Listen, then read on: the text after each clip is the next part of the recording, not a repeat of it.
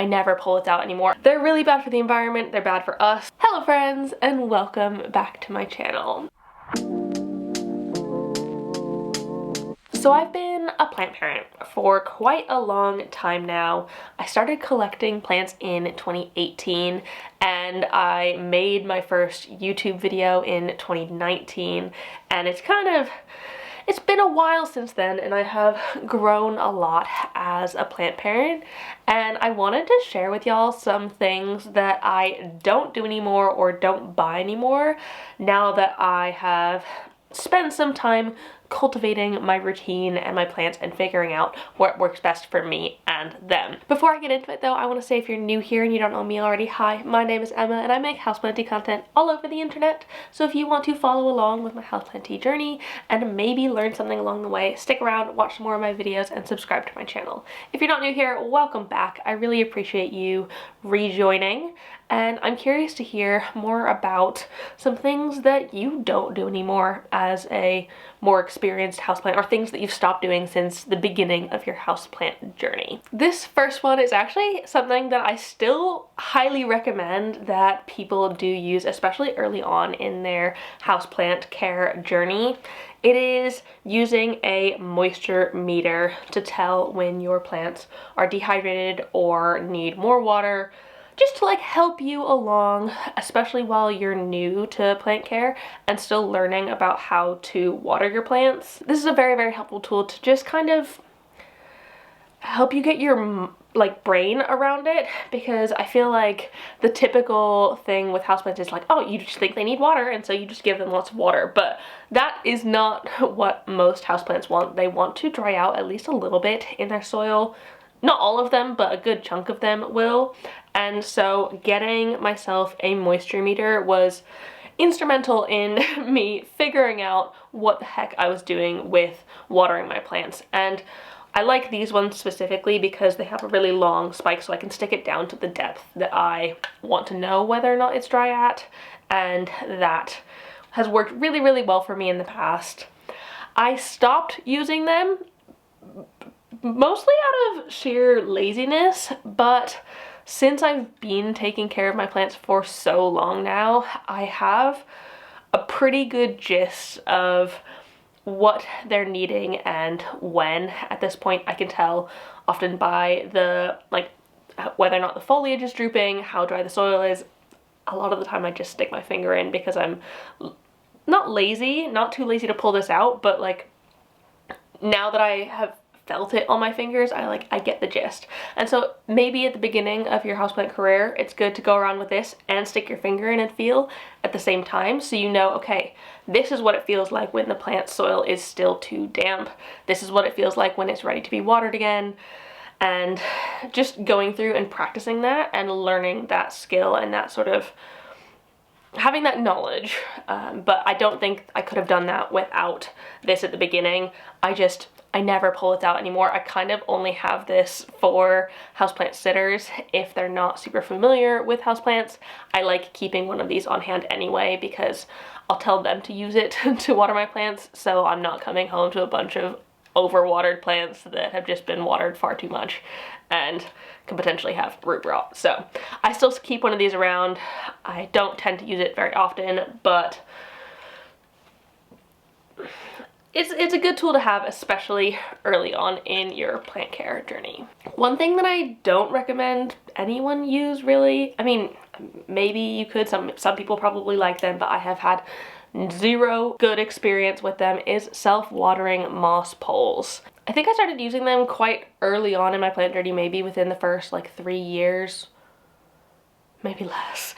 Time is an odd one. It feels like it's been ages since I started, but at the same time it's been no time at all. So I haven't used self-watering moss poles for years now because I found that no matter what, they would just get rotty. So self-watering moss poles are made out of a PVC pipe with a cap on the bottom, and that kind of acts as a reservoir for the moss pole. It's got a cotton, typically, cord inside that goes all the way down and then wraps around the PVC pipe, and then the moss goes around that, and then the mesh goes around that, and the cotton will wick up the moisture from the reservoir inside of the pole and bring it down throughout the pole. And I thought this was a brilliant idea. I like self-watering pots. Why wouldn't I like self-watering moss poles? I didn't. I really didn't. I really struggled with them. I've tried big ones, I've tried small ones, and pretty much no matter what, I would find that the cord would get moldy, the moss would get moldy, while simultaneously not moistening half the moss in the pole. I know they could only be a certain size because the gravity would need to pull up the water quite a long way in order to go from the bottom of the reservoir to the top of the pole, but even still, I didn't find that they evenly distributed the water well enough, and they didn't actually stay that moist even though I was topping them up on a regular basis. So I have just gone off of those completely, and maybe they work for you, but in my experience, I really didn't like that. Instead, I like to use D-shaped moss poles.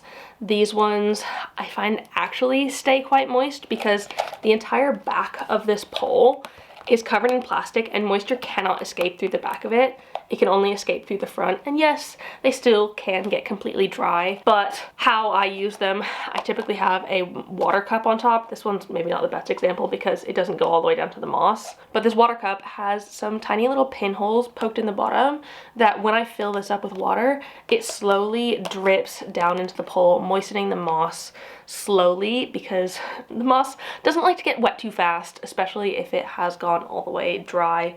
It can get quite hydrophobic, and so slow drip system is a much better way of watering the moss poles, and I have found these work amazingly for me. I like 1,000 times better than self-watering moss poles because they actually stay moister longer, and I just find it easier to have watering my moss poles as part of my routine instead of just relying on this gross moldy cotton wick to do it. And though it has been a little bit more work to do this and to keep these topped up, I'd say it's definitely worth it, and my plants seem to really love this system and prefer it to all of the other moss pole things I have tried in the past. Also, I don't use coir poles at all. I never really have. I never really liked them. I thought they were quite ugly, but I think these look quite sleek as moss poles. So another thing that I have stopped doing pretty much entirely is stopping fertilizing over the winter months, the non-growing season. I keep fertilizing throughout the entire year at this point in my plant journey, and I do that because I have created an artificial environment in my home. It is warm in here because of course I live in here. I want to stay warm over the winter, and I've got grow lights which kind of mimic the sun, and they go on for more hours in the wintertime because they're hooked up to go on like a timer with a sunset based time, which is great. I freaking love that. If you can possibly do that with your grow lights, do it. Highly recommend. So my plants are still getting light, heat, humidity, and a decent amount of moisture, and so they're continuing to grow the entire time throughout winter for the most part. And so it doesn't make sense to stop fertilizing them because if they're still growing, they can still use the nutrients in my fertilizer and keep using that to produce good growth. If my plants stopped growing, if they did stop growing, if they went into a dormancy period, I would stop fertilizing them, but I haven't found that to be something that happens within my collection at least. So it is something to be aware of, and if your plants do stop growing, you do want to stop fertilizing them or risk root burn. But in your home, you're probably going to be able to keep fertilizing just because it's not a real environment. If your plants were outside and experiencing the weather that was outside, they'd probably stop growing and you wouldn't want to fertilize them then, but they're not living outside, they're living in our homes, and so they're gonna keep getting the fertilizer. I also no longer freak out as much over pests. So I thoroughly remember the first time I found thrips on my plant. I felt so, like, personally, I felt really disgusting. I felt dirty. I felt like it was something that I had done wrong, and freaked out a little bit, and immediately was like trying to frantically figure out what I could do to fix this issue. And 5 years in, I feel like it's probably not a surprise, I not that I don't care anymore, but they don't gross me out as much as they did before. I don't freak out as much when I see them, because over this whole time I've learned and figured out how I'm gonna treat them, and sometimes I'll notice them and I just don't do anything for a little while because I'm busy or I'm lazy or something, and I don't automatically treat everything right away. And that is just something that would not have happened right at the beginning of like my plant care journey, just because I felt so gross that I was like, I need to get these off immediately before they somehow invade the rest of my home. The only pest that I am still a little squeamish about is probably mealybugs, because I haven't had like a big infestation of them in my home. I had some root mealies on some cacti earlier this year, and that just made me feel really gross. I think it's because I'm not used to them. I'm not used to seeing them and treating them, and so it just made me feel like so disgusting that like it still freaks me out a little bit. But in general, I'm not as like frantic around the pests as I have been previously, and I do feel like I have a better control over things. I have also kind of stopped using chemical pesticides as much as possible.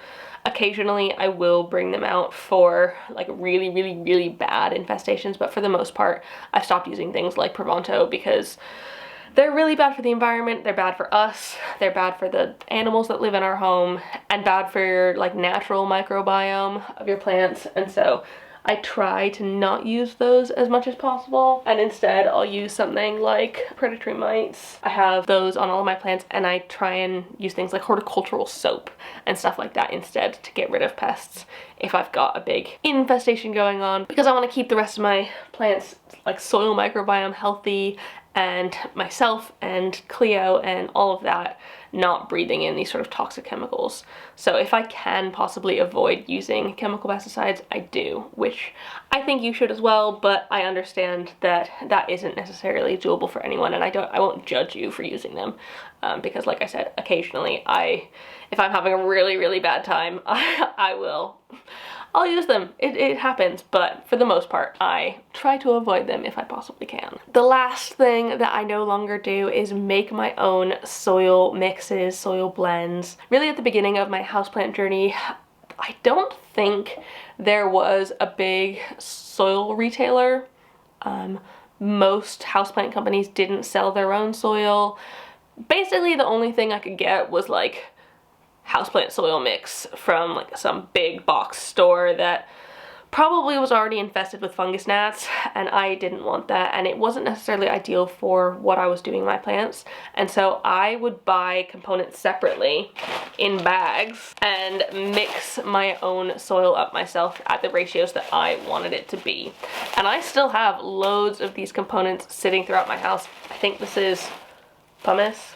It might be zeolite. I would need to get it wet to see. But I still have loads of like bags and jars of different soil components throughout my house that I really don't use anymore.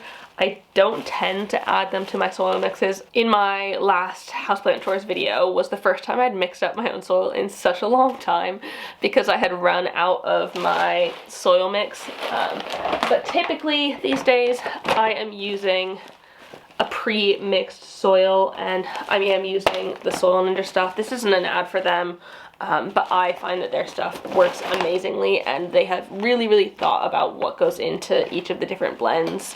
And you can see on here that they put so much into them to really make them the right blend for different types of plants. And I pretty much exclusively get these instead of the individual components, because I find it easier to have it already mixed up, and it's so much nicer to just have a bag of this sitting around than so many different tiny bags of other things, and then probably a box of mixed up soil somewhere else in my home. I think part of the reason I have gone this way is because Soil Ninja exists, and there are a lot more like companies out now that either specifically make soil like Soil Ninja, or plant shops that have their own blends for different things. I think Grow Tropicals has some. I feel like in the US, what's it called? Is it called North Shore Tropicals, or is that in Canada? I don't know, obviously, because I don't live in North America, so I can't really say what they are there, but I'm pretty sure no, it's Crystal Star Mix. That's what it is. They do their own like semi-hydro mix and different soil blends as well. I've never tried them, but I have heard good things about them. So I just find this so much easier. So much easier than having to mix everything myself and to have a bunch of different components laying around. Whereas at the time I had the space to keep gigantic amounts. I would buy like a 30-liter bag of coco coir or worm castings or something. I had so much of these things and they would just like sit around my old flat, and I'm really glad that I don't do that anymore, just because space saving, this is a lot easier. And eventually I will get through all of my components and stuff, maybe, but for the time being they are just gonna continue to sit around in very tiny bags now, because I have gone through and used most of them at this point. So yeah, those are 5 things that I no longer use, buy, do now that I am a slightly more experienced houseplant parent. I am by far not perfect, and I do still use many different tools in my houseplanty care, but those are some things that I feel like have changed the most for me since the beginning. And like I said earlier, I would be really curious to hear about things that you don't do anymore as a slightly more experienced plant parent, and things like you've just learned out of or something since the beginning as well. Before I jump off though, I want to say a huge thank you to Karina for joining in the Good Growing Fam over on Patreon.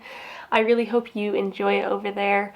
If anyone else is interested in joining my Patreon, it is £3 or $4.50 a month, about €4, and for that you get everything, which includes bonus content, like extra videos each month, live chats, access to our community Discord, early access to my vlog channel videos, polls, and just generally a grand old time. So that is there if you want it, but absolutely no pressure if that is not your thing. Otherwise, I really hope the rest of you enjoyed this video. If you did, please give it a thumbs up down below and leave a comment on other houseplanty things you'd like me to talk about in the future, and subscribe for more. Thank you so much for watching. I will see you in the next one. I hope you're having a great day, and don't forget to keep growing. Bye!